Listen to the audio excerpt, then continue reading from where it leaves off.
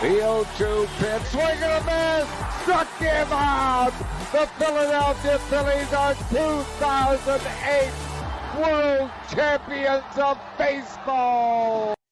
Good evening, everybody. Welcome back to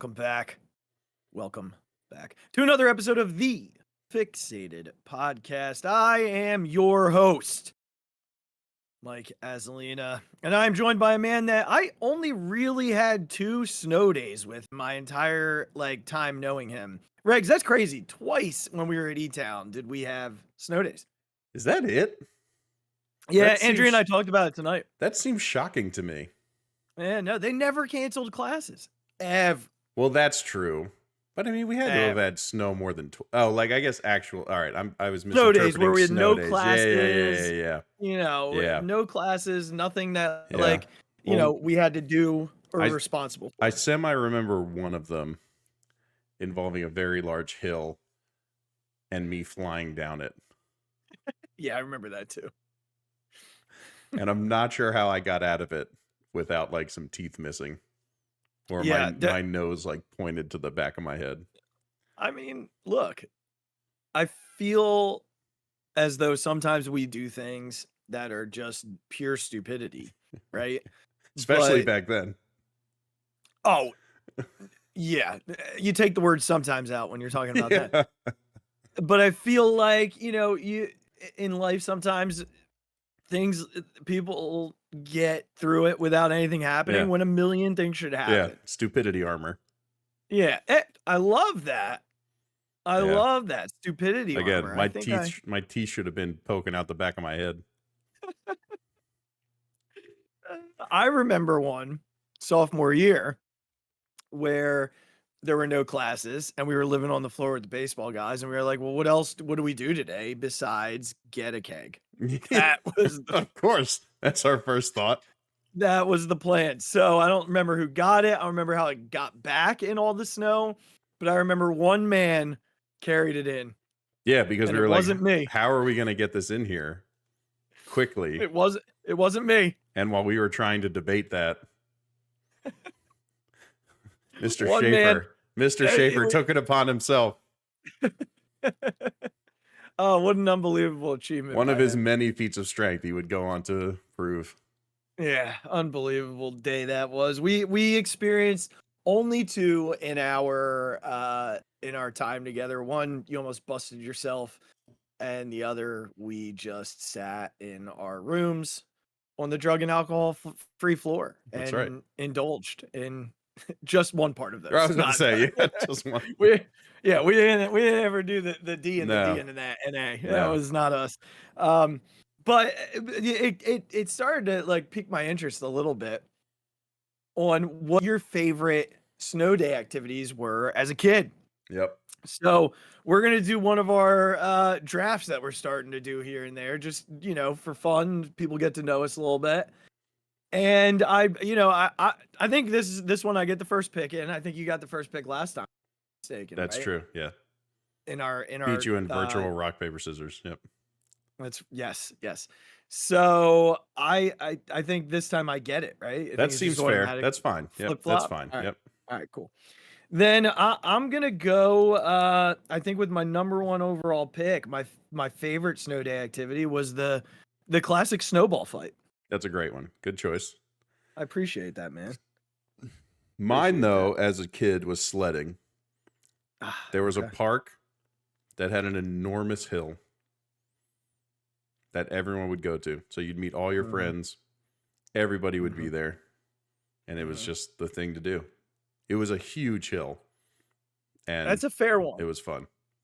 We didn't have many hills by our house, unfortunately. Yeah. None that we could walk to. Remember that blizzard of 96? You remember that? Of course I do. Yeah. Yeah, we basically built a hill in our front yard. We created one that we could slide down, and it was up there. It wasn't a hill naturally built like you're talking about. All right, I'm gonna go with one that I think I think it's a steal in the second round, honestly. Okay. Because I often remember one of those radios bed, and my alarm was the actual like news station. Yep. So it would come on, and you'd listen for your school, and the kids will never understand the anticipation of that. But as soon as you heard your school, closed your eyes, went right back to sleep. Sleeping in is my number 2 pick for a snow day as a kid. Sleeping in. Ours was watching channel like 2, which is like, the channel that just would list off the things that were closed. Yeah. And once it got to like our county, everyone would just be huddled around the TV just waiting for, to see what was listed. It's a huge celebration. Huge celebration. My number 2 pick, snow football. Oh, that was going to be my next pick. Good pick, man. Good pick. Did you have sleeping in on your list? I did not. No. I'm so mad I didn't go with snow football at 2 then. I'm mad. Gosh darn it. Snow football was a fantastic activity that could be played by all. It's the one time you could get your non-athletic friends and play because everyone was so slow, but it was just fun to tackle people in the snow. Yeah, I actually think you might have just won. I think you might have just won the draft. Oh, I'm so mad. All right, well then I'll go with classic build a snowman. It's a good one. Yeah, I don't think I built many. I think I built enough in my time. Sure. Right, but I think we were so busy playing snow football. I didn't think you would go with it. Oh man, I'm so mad at myself right now. Mine's my next one might be unconventional, but snow pile jumping. So you find that's fair. So as you referenced the blizzard of 96, we had a plague set in our backyard that had monkey bars. So our favorite activity when it snowed was to, like you said, pile up some of the snow at the end of the monkey bars. And because you could go and climb on top of the monkey bars, you get on top and jump into the pile of snow. It's a good one. It's a good one. It's a good one. I can't be mad at that one. That's a good one, Regz. I'm debating between a couple right now. I gotta be honest with you. I think I'm gonna do.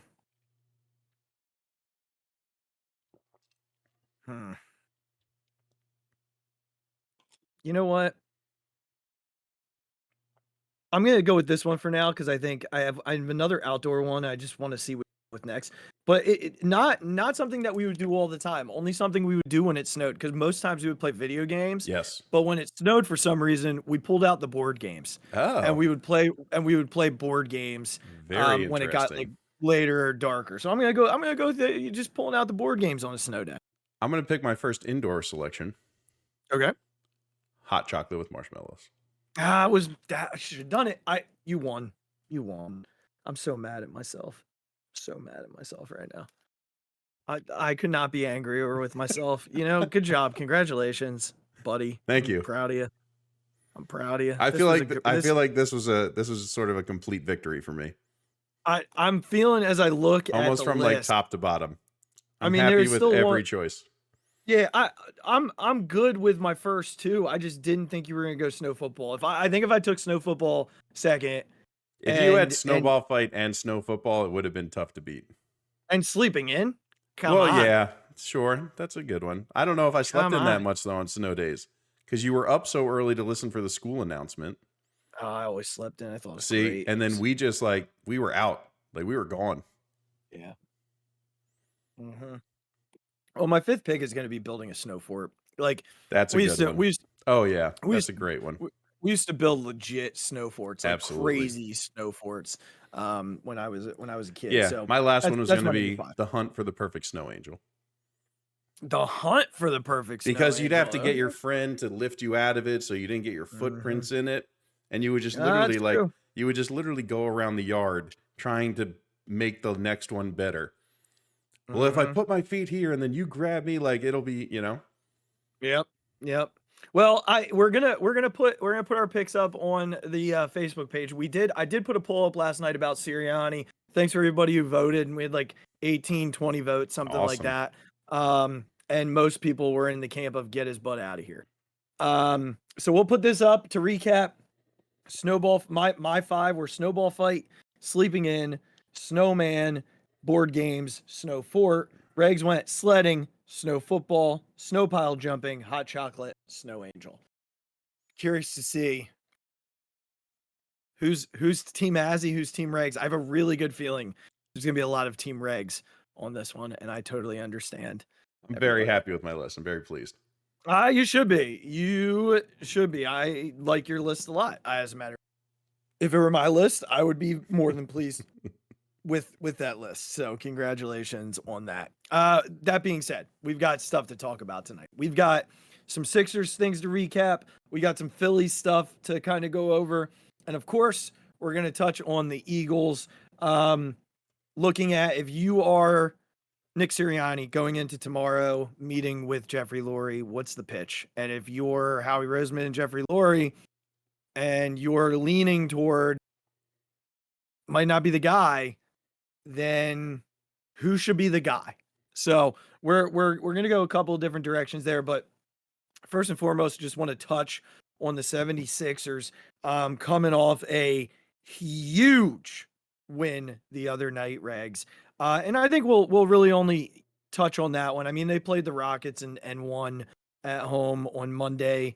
But the big win was the back-to-back. So coming off a game against the Rockets, obviously, I don't think we expected much from the Sixers in this game against the Nuggets.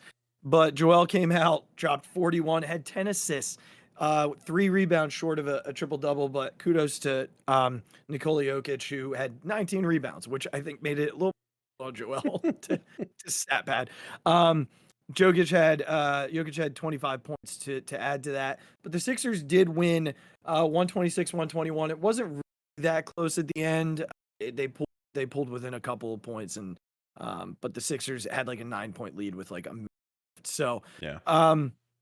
At the end of the day, Regs, Joel goes to 6-2 against. Joel had 18 rebounds. He had what? Jokic only had 8. Are you sure? I'm looking at the box score. So am I. 47 points, 18 rebounds. That's not this game. That's not this game? Oh, that's cool. No. Thanks a lot, ESPN. January 16th. Joel had 7 boards, 10 assists. I'm blaming ESPN. You can. That's fine. How dare they? But Joel goes to 6-2 against Jokic in his career. Jokic had a couple of big turnovers down the stretch, and Joel dominated him on the offensive side. Like he hero stepped around Jokic so hard that I don't know that Jokic is if he's okay. I'm curious. I'm not sure how he's doing. All jokes aside, he's doing well because he actually went out in town after the game. Right. And a bunch of Philly fans took pictures with him and stuff. And so again, we're not that bad. But I don't know. I don't really. I think for me, Regs, the biggest part of that game was Joel on the bench, and the dude who kept scoring for the Sixers when they needed scoring, down by like 4, was Tobias Harris. Yeah. I mean, this is like Toby. This is just. Sorry, I don't mean to interrupt you, but like this is just. Man. This is the ideal of of what Toby should be. Like this is the whole reason for his being, and like being a former an old school max player. Like Toby should be able to dominate when like Joel and Jokic aren't on the floor.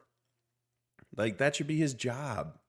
It's his job to be the number 2 with Maxey when Embiid goes out. Like that's the ceiling for this team, is when Toby can play like that and keep the scoring up while Joel is out. And it's just it's just what you want. Like this is everything you want from him. Yeah, and he did it. He did it this go around. He had 24 points in 37 minutes. Yeah. He was 8 of 10 from the field, 6 of 6 at the line, 2 of 4 from 3. It's so streaky, right? Like yeah. Every time you want to believe that it's gonna turn and he's gonna be that option for, he can't be that option. Like in the playoffs last year. Yeah. When he scored 2 points in a win or go home. Yep. Or I'm sorry, it was game 6, I think, that he scored 2 points. Either way, it was too way. big of a game to go into a shell, right? Yeah. I think it's what's keeping them from that other option. And again, we've talked about this. I don't I don't know that we need the third big option. I think they need the complementary role guy that they can bring in here. But a couple of dudes had big moments in that game. I mean, Marcus Morris hit a huge 3-and-1 to tie the game at one point. Batum had a couple of big defensive plays down the stretch. But like it's those, like you said, it's those moments where, you know, Toby's doing his job that takes a little bit off of Batum. It takes it off of Embiid having to be on the floor. Tyrese doesn't have to do as much, right? Kelly Oubre can go back to the role he was meant to be. So we'll see. Again, it was a huge win for them. They have a game on Friday in Orlando. But as of now, they're pretty much where they were when we started the week. A game behind the Bucks, 5 behind the Celtics. By the time we record again, they will have played that game against the Magic on the road. They have a back-to-back. They go to Charlotte after that. It'd be nice to be 2-0 going into next week, right? Like that would be a nice start. They have the Spurs at home, so we'll get our first look at a little Wemby sighting. Yeah, we'll get your first look at your boy. That game's going to be packed next week. Yeah, I'm curious to see Joel's approach to playing against this guy, right? Like, oh well, it's just almost unfair defensive. Like I know Wembanyama's long, but like Embiid's going to stuff him into the stanchion. You know what I mean? Like it's just not a fair. I like that. Stuff him into the stanchion. It's just not a fair fight at that point. No. Like look, Wemby's long enough. Like he's going to get a block or two because Embiid's going to have to feel him out. I think it's his first time playing him. Yep. So like you have to get adjusted to a guy with that kind of length, like and things like. Wemby's probably better off just letting Joel go through him and then trying to block him from behind. Like almost every time. Like why would you want to just get pounded by Joel? Don't even bother. Yeah. So it'll be interesting. I'm sure Joel will adjust to it as he does. But I don't think it's going to be like, it'll be weird the first time, like to deal with a guy like that. Oh yeah, it will be. But you know, it's one of those things. It's someone who Joel might not be able to shoot over the top of. Like it's someone that Joel might have a difficult time getting around because he's just so long and can make up so much distance on the back end. So like, look, he'll figure it out, but like, it's going to be weird. That's the part I'm curious about. Like, do we see Joel more aggressive in the under the basket, or is it going to be, you know, more of his finesse game? And can he do that with a guy like Wemby? Like, I think he absolutely needs to be his back to the basket against Wemby. I don't think you don't face Wemby up. He's just too long. Yeah. And too athletic. Like, and he can recover from anywhere. Yeah. In a step. I'll be curious. Like it'll just be interesting. Fun. Yeah, it'll be interesting. It's gonna be fun. And that is on Monday. Sorry. So we'll have that. And then Thursday they are in Indiana. And Saturday they're in Denver. So a quick turnaround rematch there. Indiana so by the time we talk again, Indiana's gonna be tough. Yeah, it is at home, luckily. Or no, it's on the road. I'm sorry. That's going to be a tough game for them. And it's relatively a big game for them. Indiana is 3.5 games behind them. So, you know, at this point in the year, when you're basically halfway through your season, by the time they play them, they'll be halfway through their season. You know, if you can have a 4.5, 5 game lead on a team, you're in a good spot. You're in a good spot because I don't know how many more. I feel like they played the Pacers a couple of times already. So, yeah, it's just the Pacers. The Pacers are tough. Halliburton, I mean, I know he's out, right? He's still hurt. Or is he back now? Yeah. Is he back already, or is he still hurt? I think he's hurt because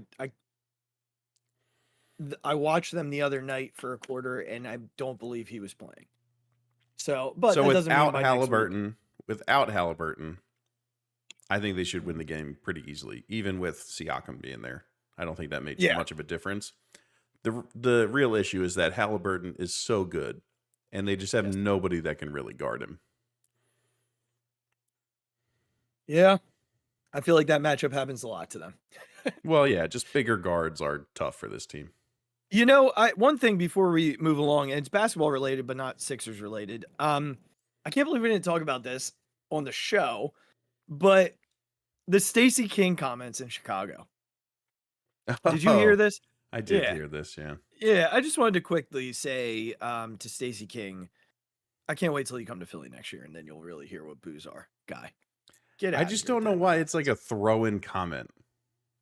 Because Like, it's just what do we have to do with anything about that? Nothing. Like that's not you. That's Philly or New York. No. It's quite literally. I was like, Chicago it's you fans. doing it. Like, Yeah. there aren't a bunch of Philly people there booing for them.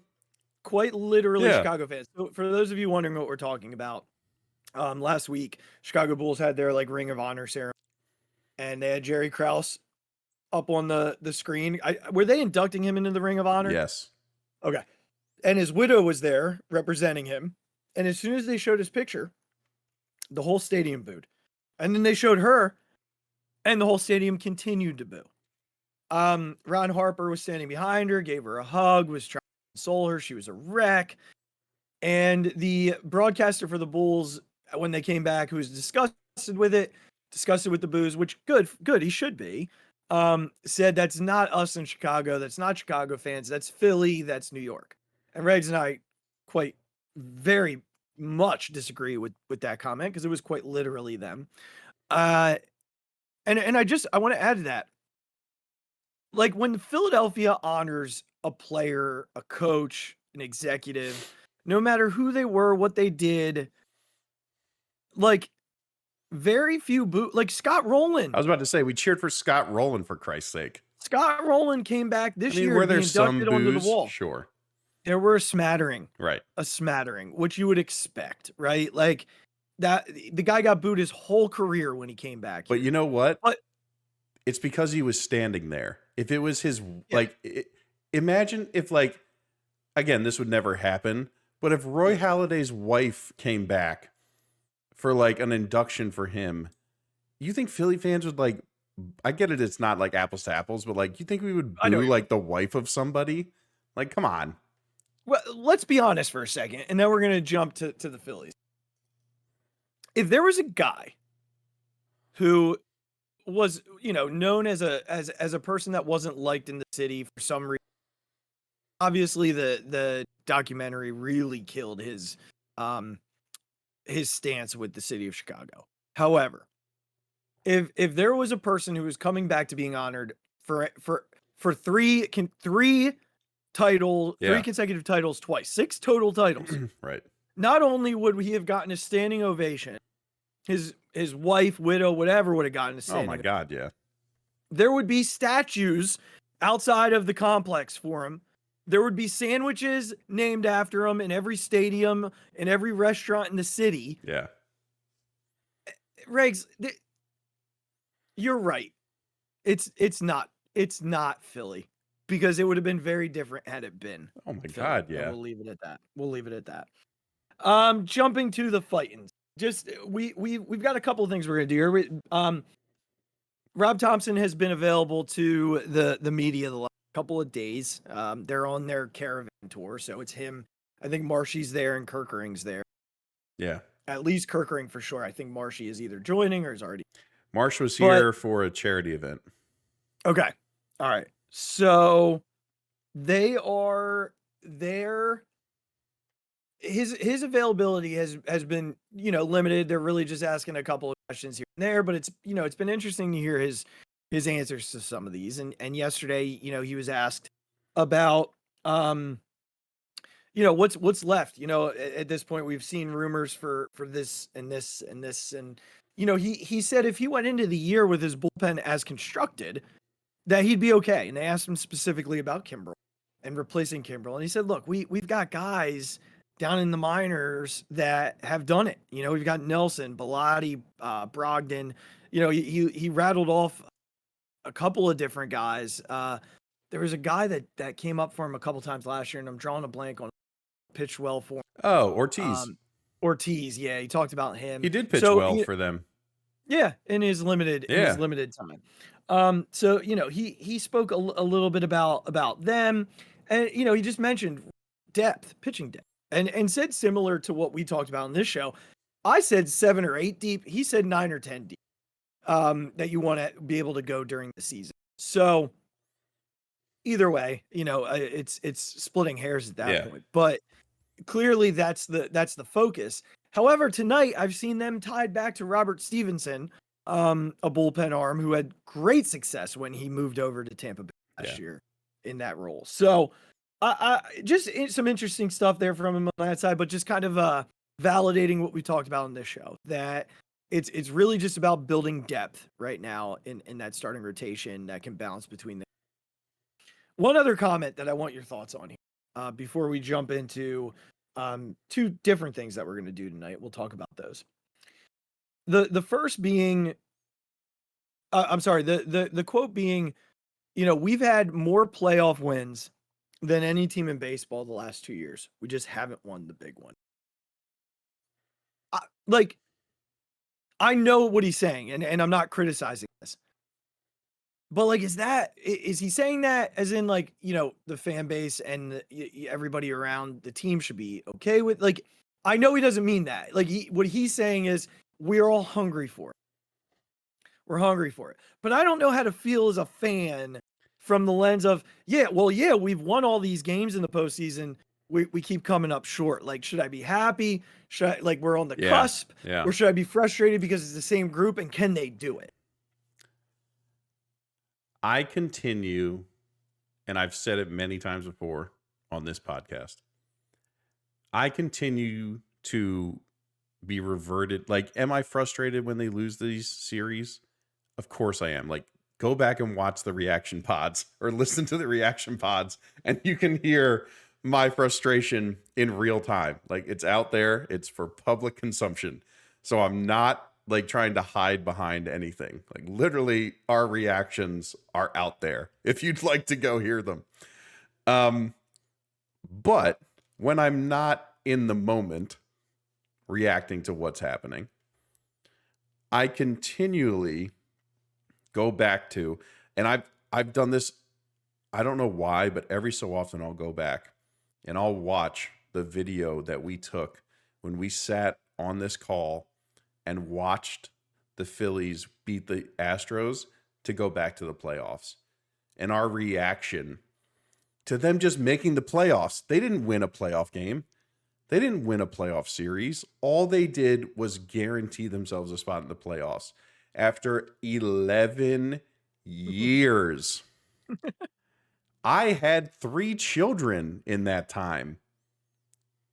11 years. We didn't make the playoffs. People, it's not that we didn't make it out of the wild card.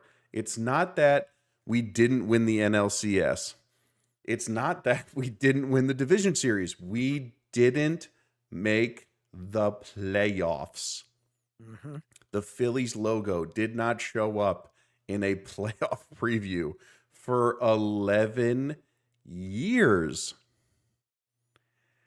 And we have been to the NLCS twice in a row. Yeah. I continually go back to it, and I just can't be that mad. I can't be that upset. After what we went through for over a decade, I can't be that upset yet. I think that this group, for the time that they have guys under contract, like Schwarber and Castellanos and Stott and Bohm and Marsh, Harper and Turner obviously are locked up for a very long time. Nola is now locked up for a very long time. Wheeler hopefully is following suit very soon. Whoever they might sign to come and help them. Whoever replaces Taijuan Walker, which I think will happen at some point. It's a different conversation. But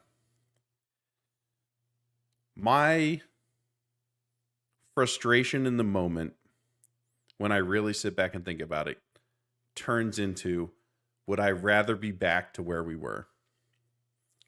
And the answer, shockingly, is no. Yeah. No, I would not. No one wants to live in a perennial rebuild. Am I frustrated that they got beat by the Diamondbacks, who they clearly were better than, and they just decided to turn into not the baseball team that I watched for most of the playoffs?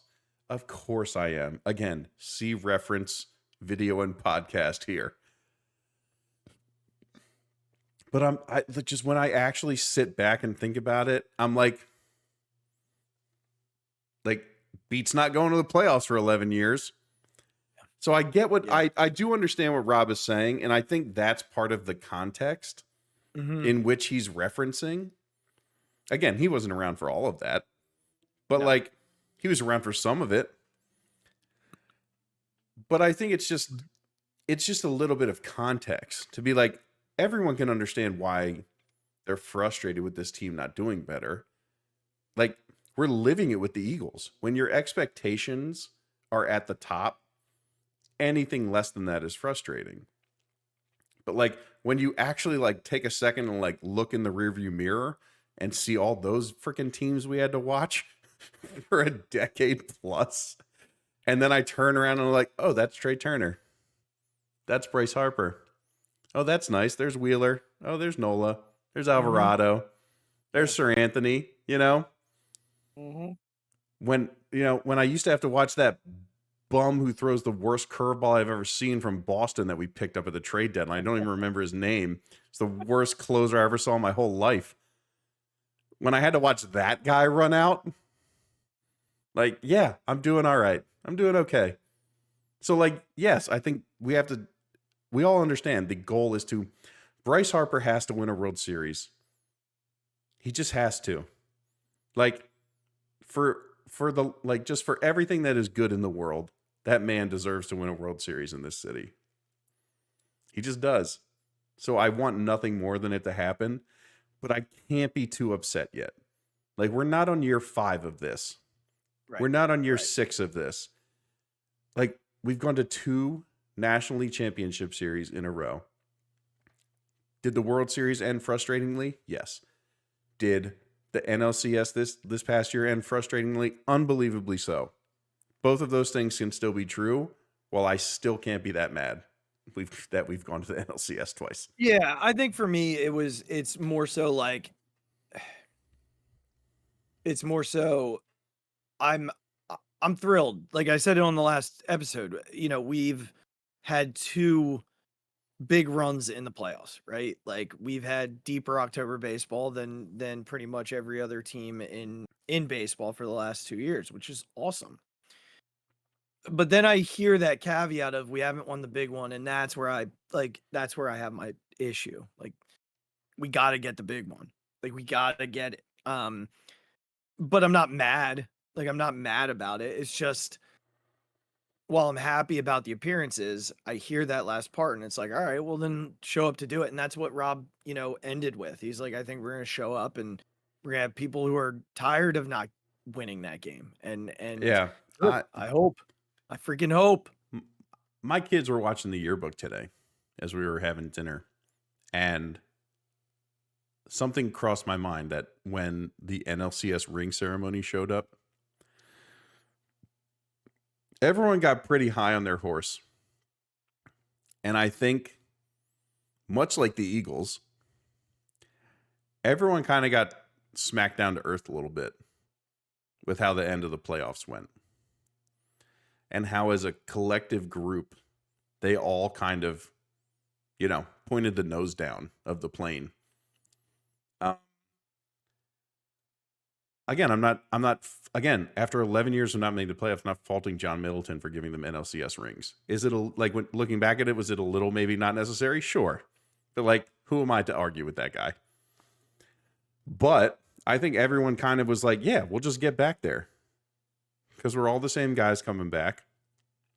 And then after the first 2 playoff series, everyone's well, yeah, of course we're going to beat the Diamondbacks.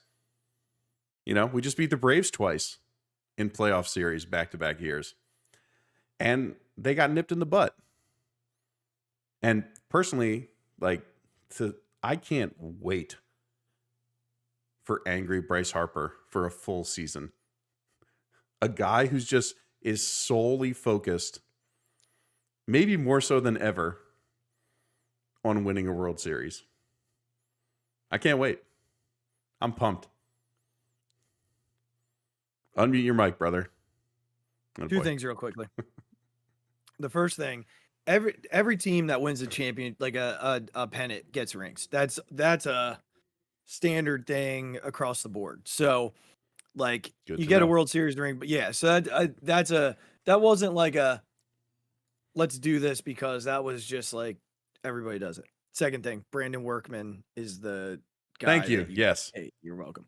God, I hated him. I hated that guy so much. So we're gonna do two things here before we jump to the Eagles for the last segment. The first, MLB started releasing their top 10 for each position. Yep. We reacted a little bit to Trey the other day. We've got two more today. We'll start with the good one, then we'll move to the other one.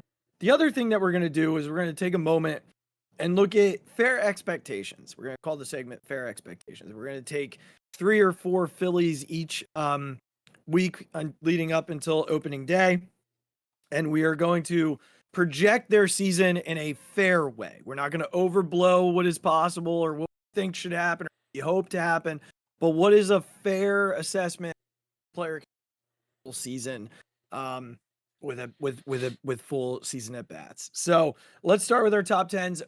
Again, they did shortstop. We're going to do first base and second base today.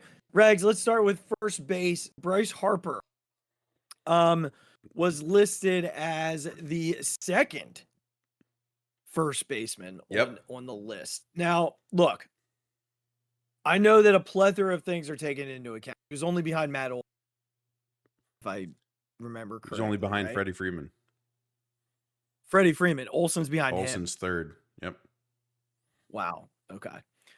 So here's what I'm going to say, because I'm going to make this case when we move to second. So I want to make this case here as well. I think Bryce, look, he's one of the best players in baseball. There's no doubt about that. But I think his lack of experience there, like if we're looking the whole first baseman, right? He's probably not number 2. No. You know, when you're looking at just the offense, you can make that argument, right? Yeah. He showed that he's capable at first base, very capable at first base. But like Matt Olson's legit like stud over there. Yeah. Like, you know, and again, I'm picking hair. I'm pulling apart hairs here. I mean, we can quickly go down this, and I think you're making a very fair point. It goes Freeman, Harper, Olson, Goldschmidt, Diaz, Yandy from Tampa Bay, Alonso, Guerrero Jr., Belt, Walker, Tristan Cassis from Boston. Boston, yeah. I think just looking at this list, given Harper's lack of experience there, I'd say he's a top 5 to 6 in whatever order you want to put them in. I agree with you that I honestly wouldn't move him much past Goldschmidt. Like I think 4. Goldschmidt had a tough year. Yes. Yeah. I agree with you though. I think with Olson's year last year and his defense, he got 56 home runs last year. I think it's tough to not have Olson second. Freeman is just a monster who I've always loved. Freeman's again another top 5 player in the league. Finished third in MVP. And I understand why they put Harper there. Like I totally get it. I totally get it. Yeah. And they're also projecting a little bit too, like as we go into the year, what he's going to look like. And if you have a full year of him, and he very well could be the second best first baseman. Yep. Well, when I look at it coming into the year with him, you know, trying to take a little bit of bias out of it because I'm going to be very biased when we get to second base. I think 4 is probably a fair spot. 3, you could even convince me that just flip flop, splitting hairs again. Yeah. But I'd be okay with, you know, someone like Goldschmidt being ahead of him just because Goldschmidt's arguably the best defensive first baseman in baseball. Yeah. Very close conversation with. Yeah. So there's that. Let's jump to second base. Okay. And I'm just gonna go ahead and say it. Bryson Stott is not on the list. And I have no idea how Bryson Stott is not on the for the life of me. Look, and there are 2 others that should be on the list too. Ozzy Albies isn't on the list. How? Well, yeah, that's a good point. Didn't even think of that. And Gleyber Torres isn't on the list. How? Oh God, didn't think of that either. Let me quickly let me quickly read it. Go ahead, read down the list for us. Mookie Betts, not a second baseman. Freaking yeah, he's a right fielder. I know he is, but he's a right fielder. But yeah, it's like the Bryce thing. Yeah, Altuve, fine. Oh, totally fine. Marcus Semien, fine. Totally fine. Luis Arias, fine. freaking more than fine. Ketel Marte. I'm not sure he's fifth, but fine. Well, if you're talking, if you're leaving Ozzy Albies, right? Like, I mean, Marte's a stud. Like, he's really that's good. what I'm saying. Yeah. Here's where it all goes awry.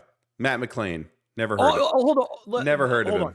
Very good though. Very good player. Is he? Probably should be on the list. Okay. Absolutely. I have no problem with McClain being. Never heard of him. He's very good. Andre Jimenez from the Guardians. He was an all-star last year. So yeah. All right. Eduardo Julian from the Twins. Never heard of him. Yeah, fine. He's fine. Zach Geloff from the A's. Never heard of him. He's going to be a good player.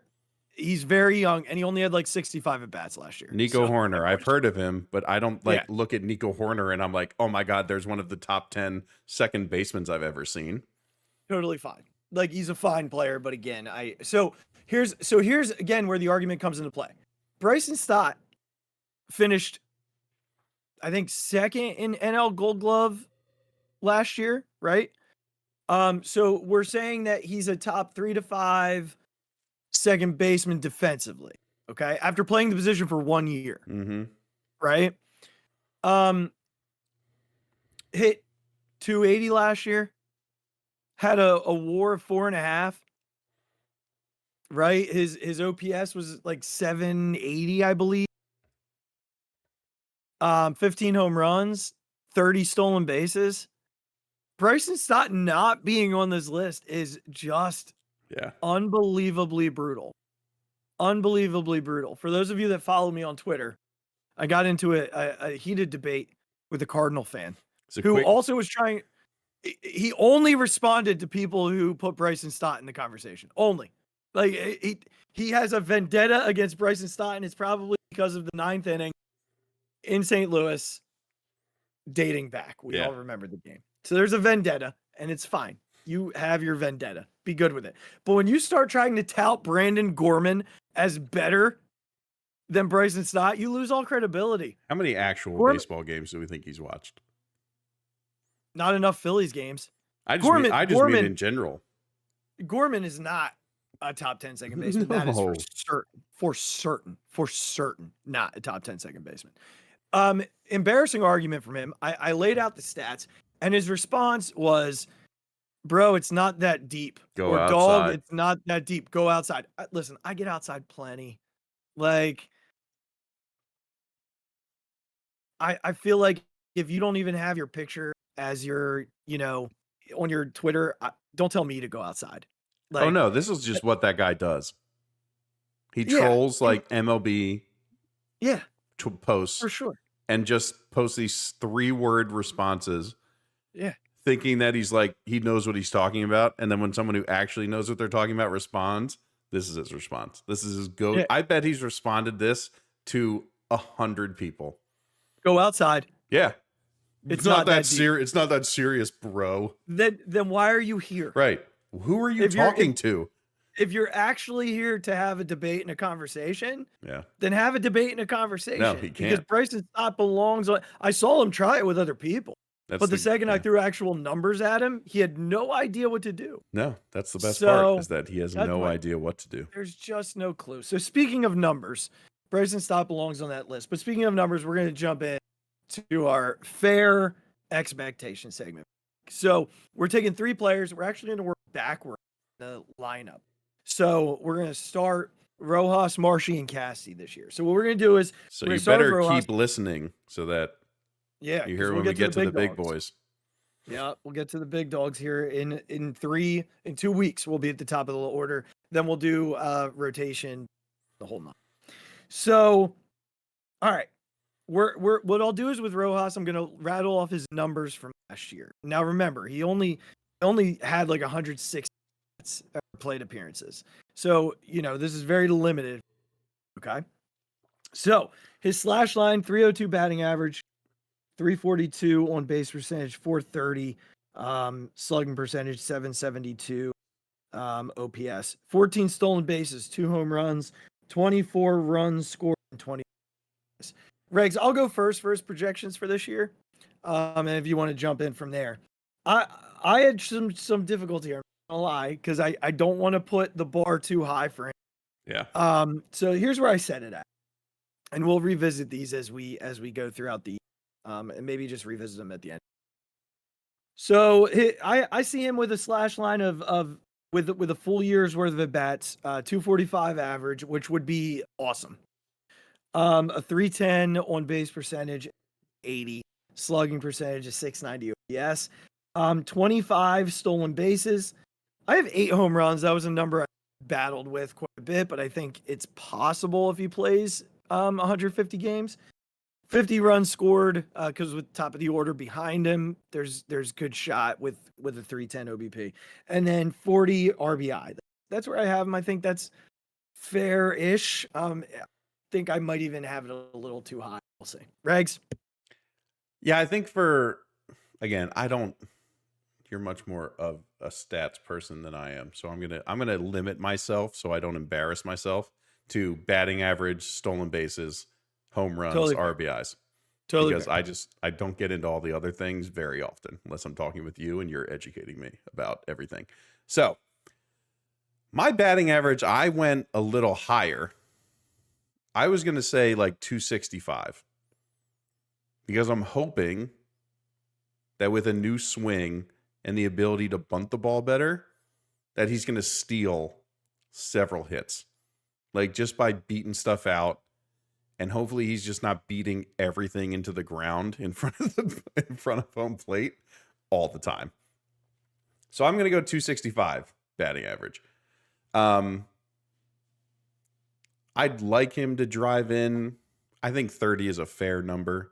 I just you're not going to put a high expectation on your 9-hole hitter in his first full year, right? He played how many, whatever many games. I'd like him to, I'm hoping he scores a fair amount of runs. I'm not sure what number to put on it because I just don't know what a fair number is there. But I'm hoping, like you said, if he can just get on base, and I'm going to put the stolen bases at 30. I think if he's on base, he's going. I think he's going to take off pretty much every time. I'm hoping that this is a real big progression for him.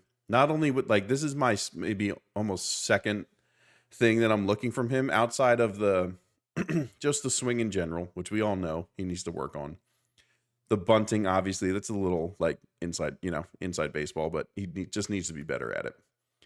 But he got picked off a couple times, more than a couple times, and he got spooked. He got scared, and he wasn't being as aggressive. He wasn't being as aggressive. I'm hoping that Paco can work with him and get him back to the point that he's recognizing certain things. Hopefully, with film study, he understands what guys' pickoff moves look like. All the stuff that being a major leaguer comes with. That's what if you again, he's got a guy like Trey Turner to learn from. You know what I mean? Just a prolific base stealer. Paco, I think, is a good coach who can help him out. That's why I'm putting that a little bit higher. I'm hoping they try to utilize him as a base stealer anytime he gets on base because he's one of the biggest threats that the Phillies have in terms of that. So if he gets on first and then he's on second 3 pitches later and you're bringing up some combination of Schwarber, Turner, and Harper, you're hoping on anything that gets past the infield, he's scoring. Yeah. So let's hope that translates to the run scored part. I think the home runs is under 10. I don't see him hitting many more home runs. I think 8 is it feels like a fair number. Yeah, I agree. I do think if he finds confidence, the stolen base jump to close to 4. And this dude, I think he's capable of more than 30. I'm just trying to take into account Didn't you have 70 stolen bases in the minors? Yes. Yeah. Yes. That's what I'm saying. But that's what I mean. Yeah, I think there's a little bit of confidence that he has to regain there. Yeah. We saw him get picked off a few times in his first couple times up, and it spooked him. He was different. He was a different guy on the base pass. After that. That confidence will come. Yeah, absolutely. All right. Marshy, last year, 277, 372, 458, 830 OPS. I actually think it was by the end of the mistake. Look back on that. Stole 10 bases. Felt like he stole more than that, if I'm being honest with you. But 10 bases, 12 home runs, 58 runs scored, 60 RBI. Here's what I got, Regz. I have a little bit of a fallback in some areas, or in one area. It's average. It's 270, so nothing crazy. A 380 OBP and slugging, that puts him at about 820 OPS, 12 stolen bases, so a little climb there. I see a little more power for him next year. I'm actually going to 18 next year. I think if he's playing every day against left-handed pitching, I think we see a jump in the we saw a jump in the contact this year. Usually that's a natural step toward a jump in the power, which he does have. He's got a ton of power. Yeah. So like you said, at 6'4", which I didn't know. Yeah. Until he's today. a big boy.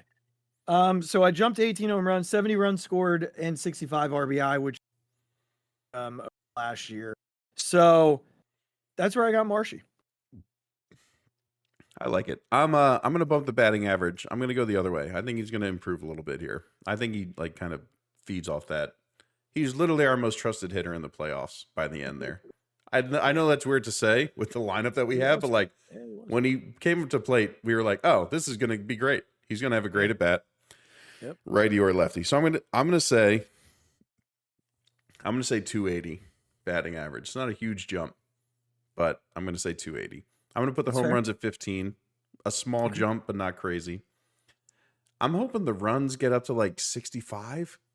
Like I'm hoping he can make a little jump there with the top of the lineup being better, like with Trey being better and him being on base. RBIs, I'm going to, again, a slight bump here just to 65. Like, I'm not going too crazy there. I think the stolen bases could get to 20. Like, if he had 10 this year, I'd like to see him double that. Okay. All right. I think those are fair for him. I think his natural progression is trending. It would really shock me if he took much more confident. I agree. I feel like it would very shock me if he took a significant step back. I'll be honest. You kept hearing me say, I don't know about this number with like all three of them as I was going through my projections. And I think the one I struggled with putting down the most was the 18. I think it's probably a tall ask, but I think the contact is finally there for him now. So the next step is power, logically. Yeah. And I think he's got it. So I would love an 18 home run season. Brandon Marsh would my only thing is that you could tell last year when his swing got a little long and he was trying to get that power. Yeah. Like you could tell. And it took him into some slumps. Like when he shortened up and was just about hitting that ball hard. Like I said, I had the most confidence in him when he stepped up to the plate by the end of the playoffs. Well, there were a couple of balls in that in that Diamondback series when they were in. Oh yeah, the place that baseballs go to die. Yeah, left field. I mean, you saw the opposite field power from that series. He had two balls, one that got caught and one that hit the wall. That are gone in the summer. Yeah. So with what you're saying comes a natural ability to hit for power, right? Like when you're just trusting your hands and he's eventually just because he's so strong. He is like farm strong. Yeah. He's gonna get balls off the barrel and get him out. Yeah. I just don't want that to be again, I know you're not saying this. I'm just saying in general, I don't want that to be like a focus for him to like try and get to 20 or something like that. Like he's just so good when absolutely. It's a natural progression of a swing. Yeah. All right. Last one for this week. Nick Castellanos. So we know. His slash line 272, 311. That 311 OBP, good God. 476. So a 787 OPS. 29 homers, 79 runs scored, 106 RBI. I have a decline pretty much entirely across the board. 260, 300. I really think that that sucks. I really hope I'm wrong. That 450. 25 homers. I still think the power finds, the 25 to 30 home run mark. I think that just he'll accidentally hit 25 home runs. Yeah. 75 runs and 90 RBI. I think we're going to see a big drop there just because of where he's hitting. He spent a lot of time hitting, the middle of the order last year because he was their best hitter for a long time. I don't know that we're gonna see that again. The approach to me is the struggle that I'm having in getting past a decline. I hope I'm wrong. I love the guy. Yeah. I love the person. I love the leader. I love the father. Like, there's not one character trait about that man that I don't love, except for the fact that he will not take a pitch moving off the plate. He won't. And until I see it, I think we see a decline this year. Yeah, this one sucks. Because we love the person. I know, because I don't want to say it. And because I think, God, with this guy hitting like he did in the first half of the season, and a healthy Bryce Harper, and a Trey Turner that's back to himself, like, that's terrifying. It's terrifying.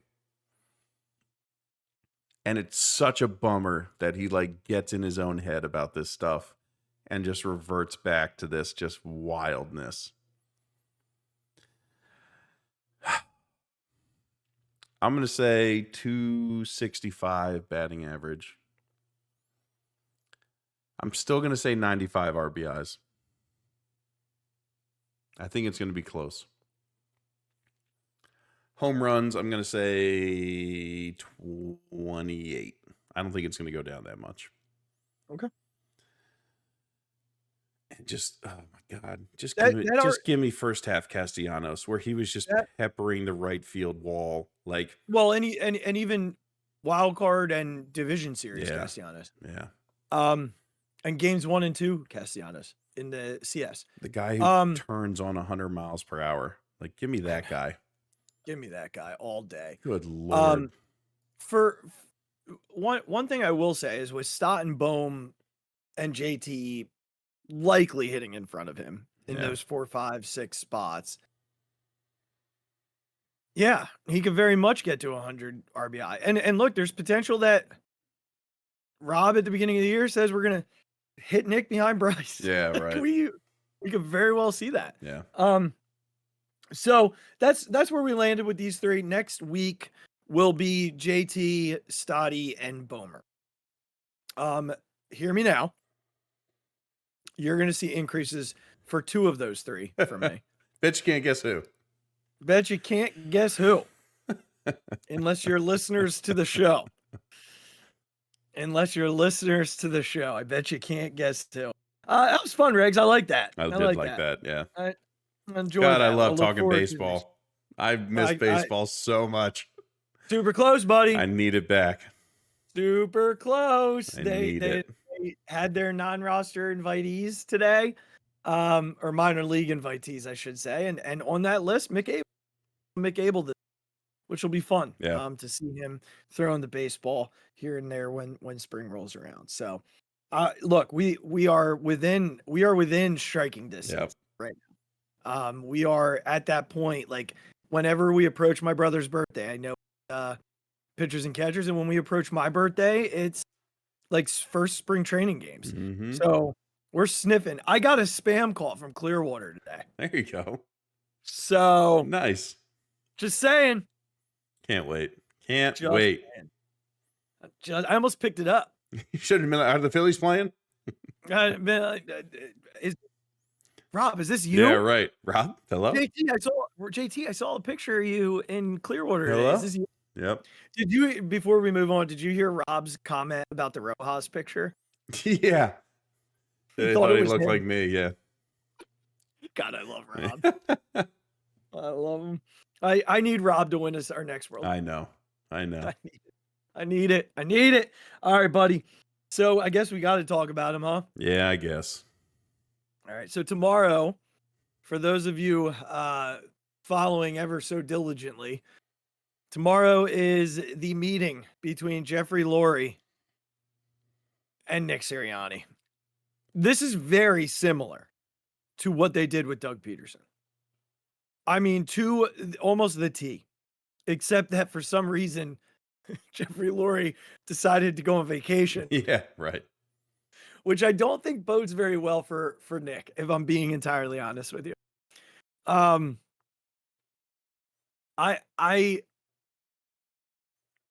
don't know why he would do that. He's clearly pissed. I think Nick should be terrified about tomorrow. But where do you want to start here? Like, do you want to start with what's the pitch to him if we're him? Yeah, sure. And then move into, if you're Howie and Jeffrey and you're really thinking about all right. So do you have anything that you want to pitch? I'm not going to play Jeffrey Lurie. I'm just giving you the option here. I just you want to pitch anything? I think the only really leg that you have to stand on is that you have to be able to convince them that you can improve on the failures. And I think the only way that you do that is that you lean on the fact that Jalen, it seems like all Jalen wants is consistency. And bringing Nick back and not maybe changing the offensive coordinator, but truly I just continue to go it's again. I said this in the last pod. It's not a good thing. It's not a good thing, but I really do think Nick got spooked and spooked hard, and made some rash decisions. And again, as a almost second year head coach in the NFL, it's gonna stuff's gonna happen, and I think you just have to lean on the fact that the guy you're paying $40 million to play quarterback. All that guy wants is consistency. And I think he has to admit that he made some rash decisions, calling plays all of a sudden, having a larger influence in what's called on third down. Whatever the reason is that you had no solve for the blitz or all these route trees that only go this way on the football field, and then none of them cross over the middle. When you have two of the greatest yards after catch wide receivers in the NFL. I mean, yes. Plus a tight end who also does pretty well at it in Dallas Goedert. Again, none of that is acceptable. As Jeffrey Lurie, I can completely understand your frustration with that. It's perfectly valid. So it's difficult to kind of walk that tightrope. The only leg I think Nick has to stand on is that it seems to be that the players, at least publicly, again, we don't know what happens behind closed doors, but publicly, all the players seem to have his back at the moment. Do I think he made many wrong decisions this year? Absolutely. But if truly behind closed doors, most of the players have his back, and he would know better than us, so maybe that's something he can say. Look, I know the players, I have the players' trust. I know it. He just has to be able to prove that he can either bring someone in, or he knows he can work with Brian Johnson, or maybe even give Brian Johnson more authority over the offense to make their franchise quarterback happy. Right. That's it. He has nothing to say about the defense. They have to overhaul that from top to bottom. It just has to happen. So that's all I got. That's all I got for him. Again, do I think it's great? No. But if you're asking me to try and figure it out, that's what I got. Yeah, I think so let me start here. I think my first thing Nick Sirianni pitch would be look, I've gotten to the playoffs 3 years in a row. I took a team that was 2-5 and rallied them and was reflective and gave up play calling. And we went 9-7. Yes, we got our doors blown off, but we got there. The following year took us to the Super Bowl. Right. And then this year we started 10-1. Things unraveled, but still 11-6, 2 years, 1 year being right after the Super Bowl.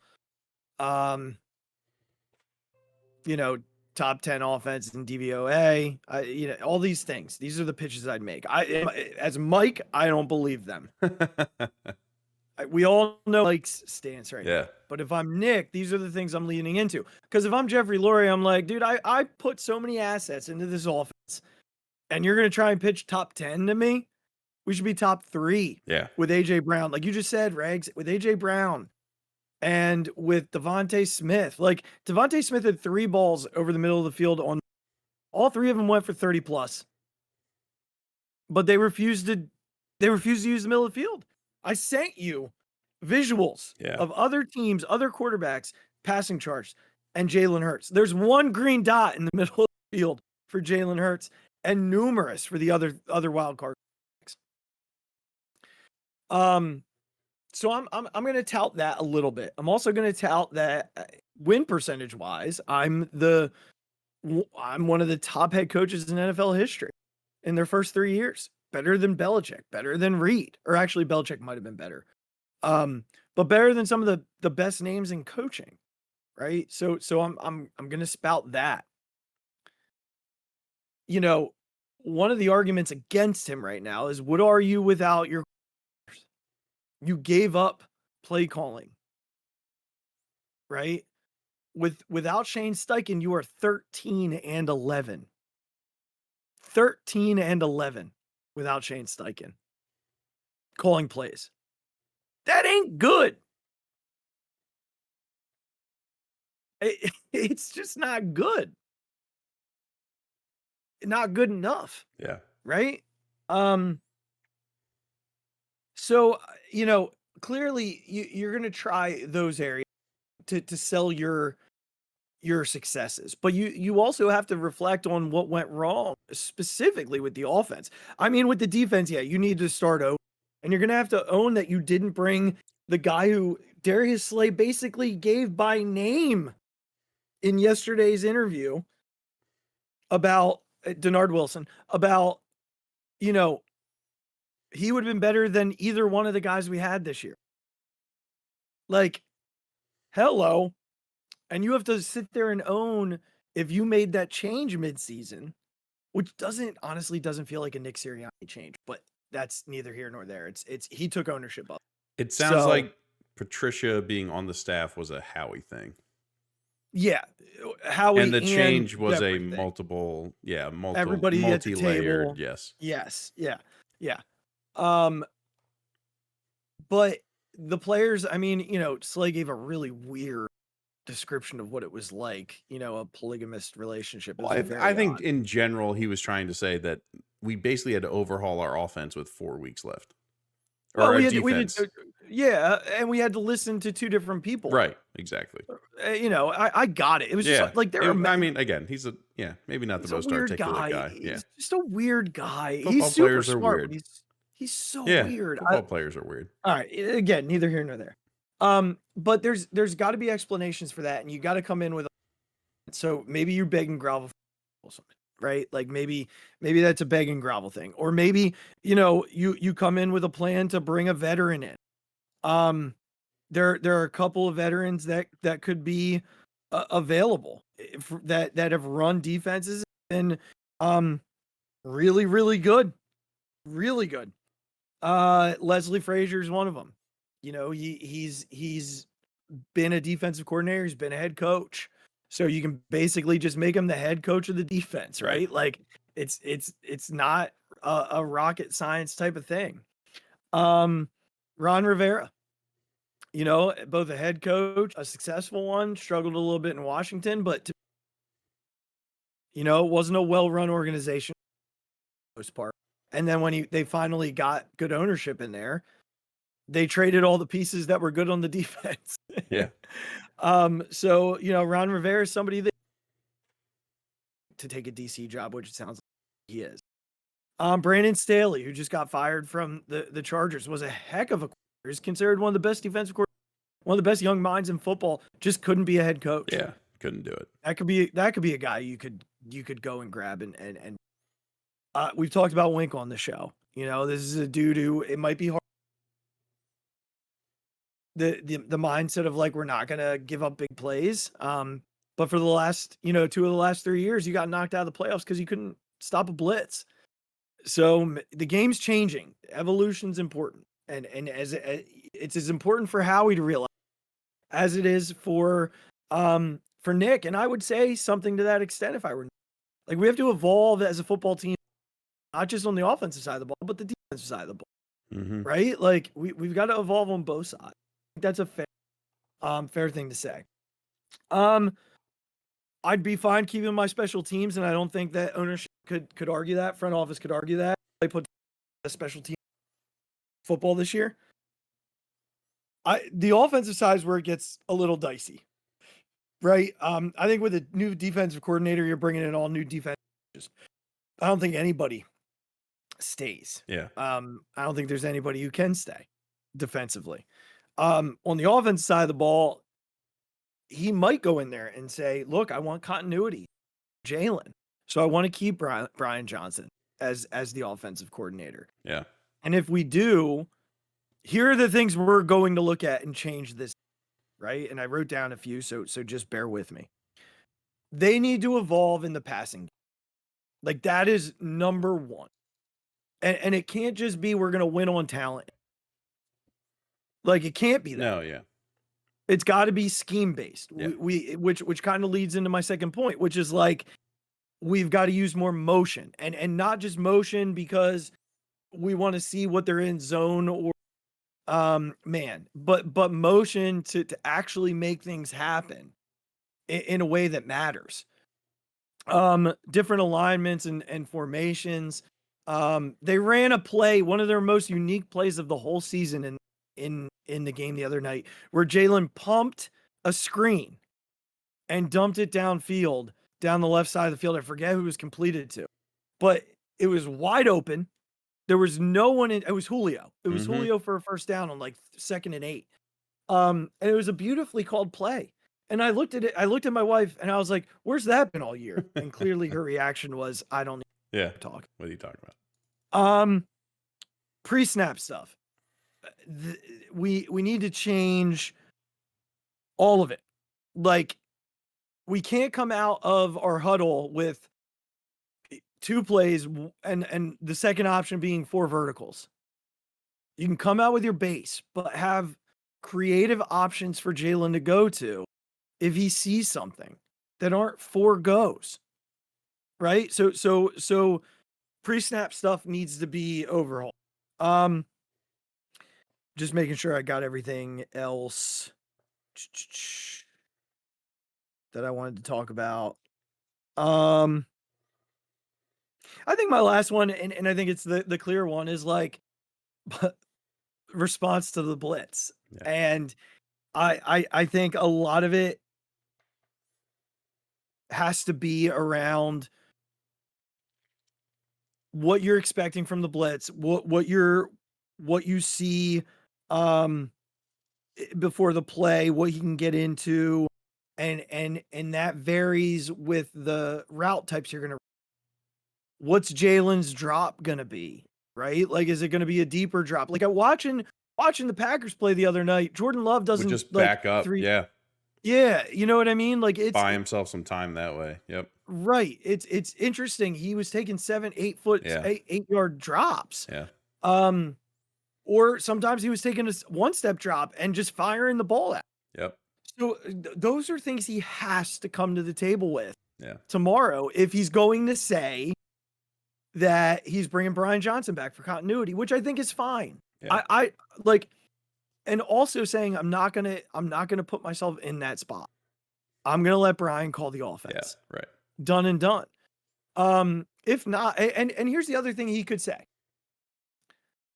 I would like to bring in an associate and title someone an associate head coach, a veteran, whether that be Frank Reich or even Arthur Smith, who was considered a brilliant. The Eagles almost hired him because he was considered such an offensive type genius.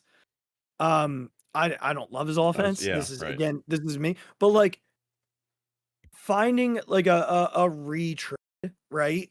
Who is supposed to be offensive minded, that can come in and just kind of help him keep his head out of the offense.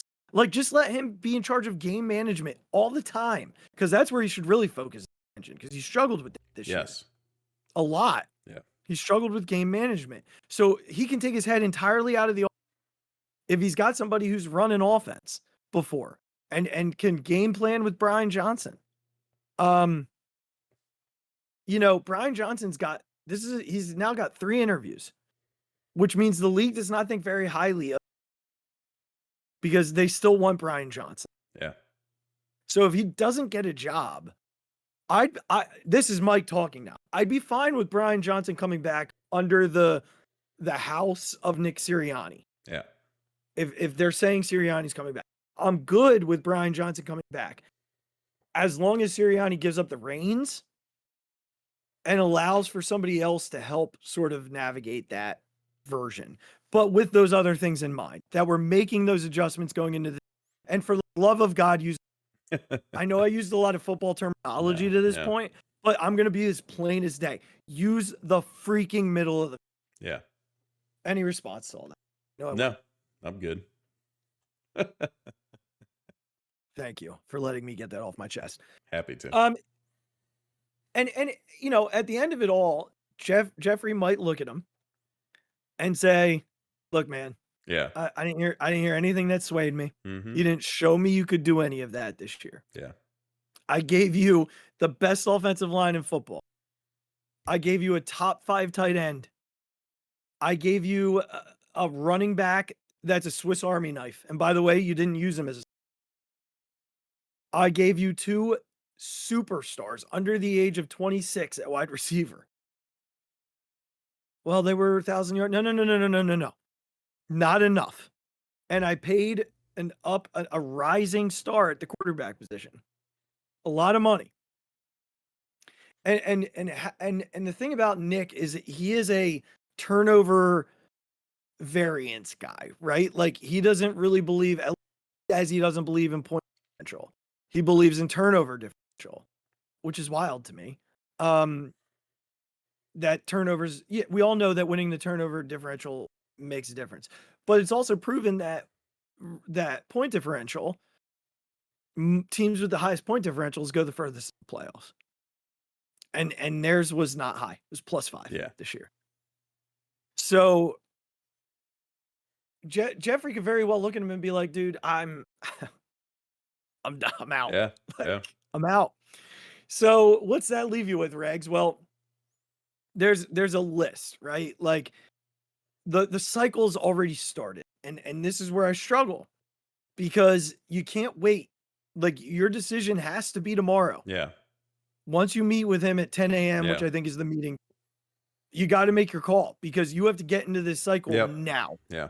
Some of the best head coaching candidates are interviewing this week. You can't afford to miss out. That's what happened to them last time. Yeah. And again, Nick came in and he's done fine. And I'm sure that will call him immediately if he gets fired. I don't know how many, but he would get offers. He'd get interviews for sure. There are teams that would definitely at least reach out to talk. But there are guys out here. Now I'm going to give you my top 3.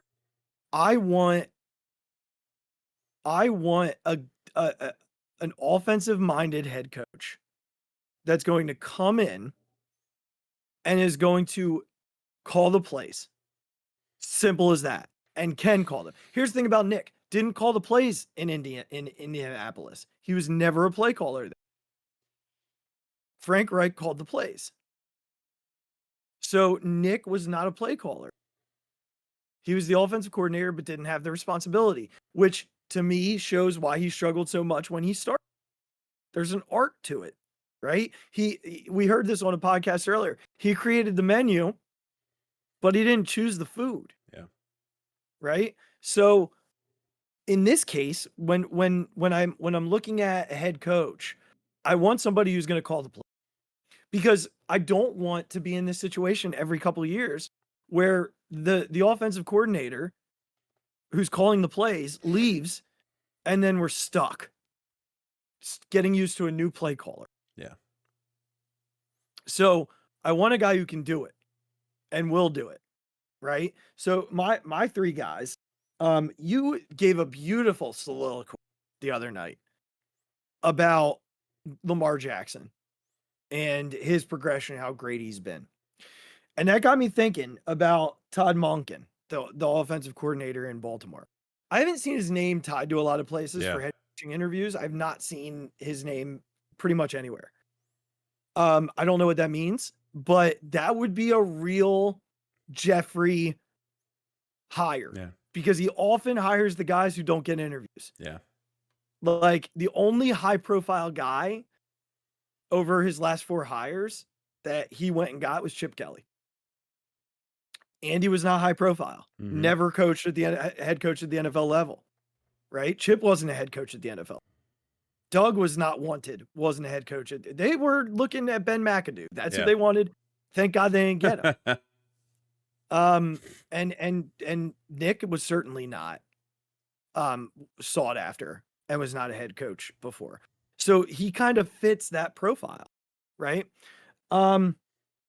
Next guy and like you said, the things he's done with Lamar and the comfort of Lamar is huge. So if you can steal him out from under Baltimore, okay. Next guy I think is a guy that everybody, and that's Ben Johnson, the offensive coordinator from the Lions. What he's done with Jared Goff, right? With limited weapons in terms of skill position, Amon-Ra St. Brown, stud. Yeah. But Amon-Ra St. Brown he's all over the field. Yeah. And Laporta, who's an unbelievable rookie who's putting up huge numbers, which makes me think, like, good God, what could you do with Dallas Goedert? Yeah. And of course his backfield's phenomenal with Montgomery and Gibbs. Yeah. So I'd love a guy like that. You know, I'd love a guy like that. And I think there's something to be said for learning under someone like Dan in terms of culture. Right? Like you've seen this guy do all the right things, press the right button. So there's something to be said for that too. And then last but not least, he's from near Philadelphia. And I think I watched their game the other night. And I told you, Regz, heads up on these guys. It's Bobby Slowick, the offensive coordinator from the Houston Texans. He was also the quarterback coach in San Francisco last year, Brock Purdy's rookie year, that did all the great work with Purdy. And then he came to Houston and he worked with CJ Stroud as a rookie. And dude, can you name me one weapon that you knew before the year?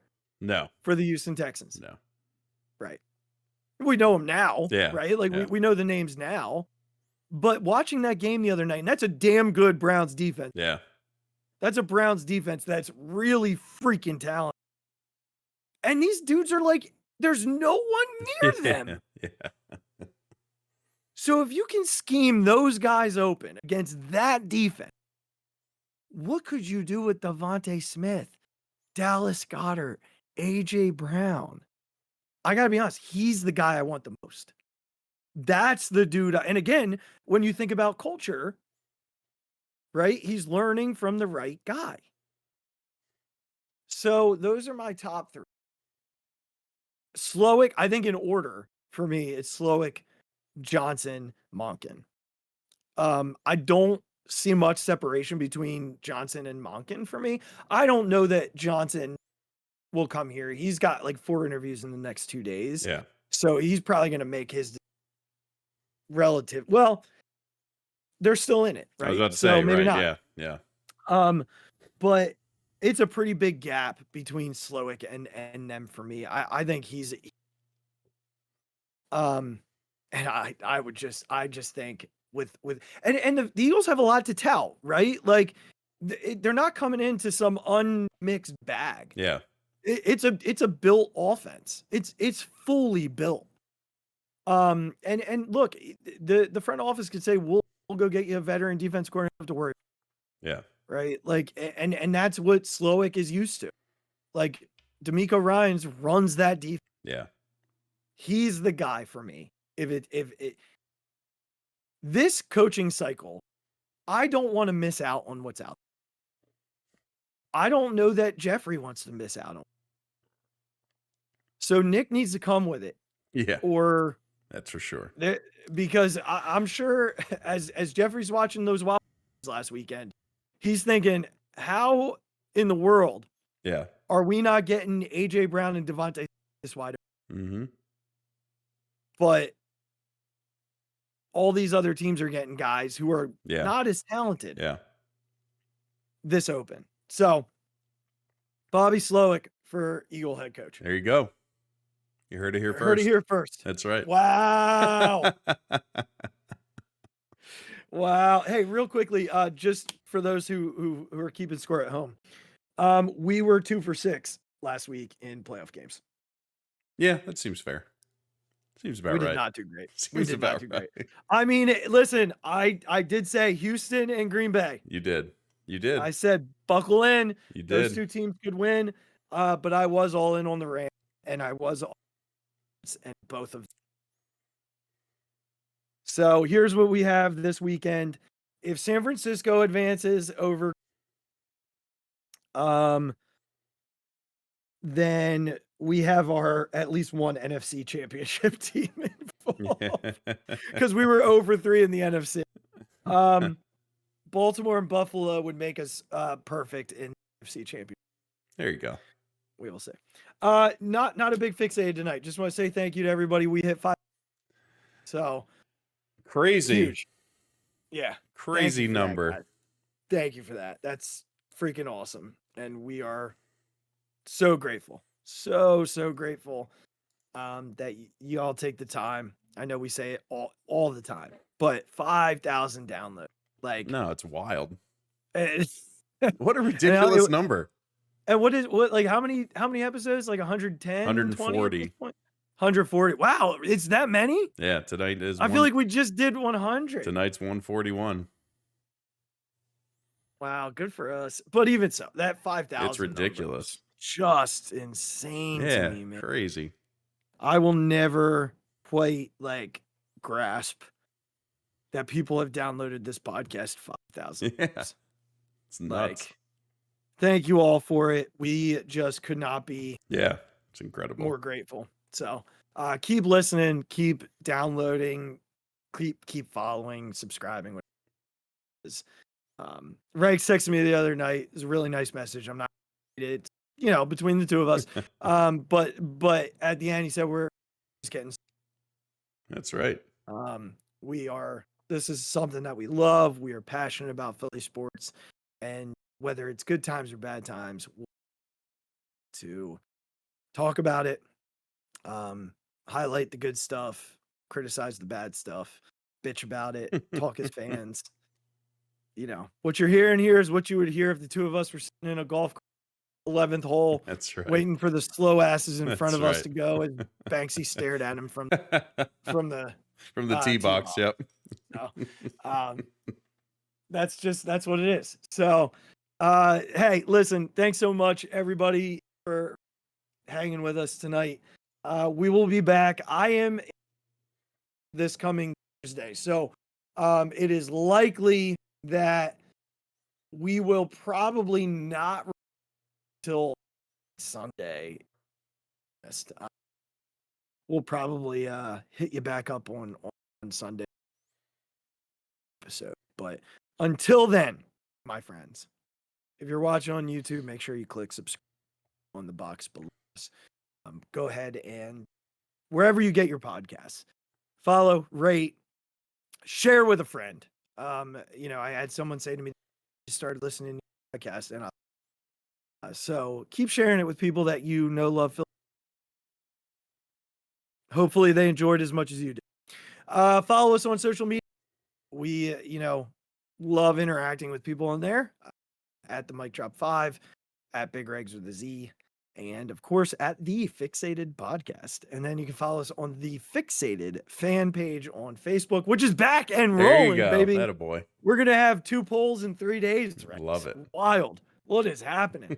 Until next week, we appreciate you listening. Take care of yourselves. Take care of one another. And I don't really yay snow. Go have a football game in the snow tomorrow. How about that? Yeah. Oh my God! Deep to right field, way up there and way out of here. The Philadelphia Eagles are Super Bowl champions. Eagles fans everywhere, this is for you. The 0-2 pitch, swing and a miss, struck him out. The Philadelphia Phillies are 2008 World Champions of Baseball.